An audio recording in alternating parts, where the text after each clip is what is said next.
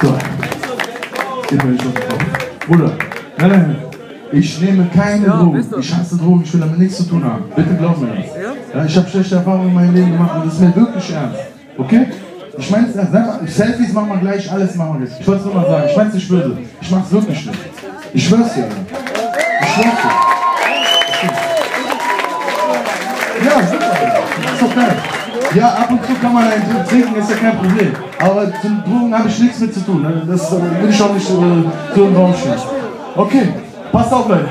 Der Freesman sitzt zu Hause, ab und zu guckt der Fernsehen und er denkt sich, soll ich RTL gucken oder nicht, soll ich RTL gucken oder nicht? Und denkt so, aber dann drücke ich doch auf den Knopf.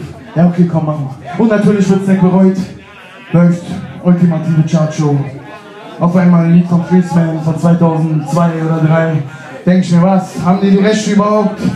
Bin ich Coco Jumbo oder Dr. Alban oder was? Ja, aber irgendwie ist es auch geil. Ja? Du siehst alte Songs von dir. Du denkst, wow, bin ich das? Ja. Vielleicht kennt ihr das, wenn ihr alte Fotos von euch seht, ihr wisst, dass ihr das seid, aber ihr wisst nicht, what the fuck habe ich da an dem Tag gemacht. Ja. Und so ähnlich ist das, wenn ich alte Videos von mir sehe, denke ich so, wow, hübsch dieser Junge, aber was macht der da? Ja? Aber es ist doch irgendwie geil, denn du hast irgendwie Hits im Petto, ja? Das sind Songs, die habe ich Millionen Mal gemacht, die kann ich auswendig. Manchmal mache ich nachts auch nichts. Er ist der Freshner auf der Welt.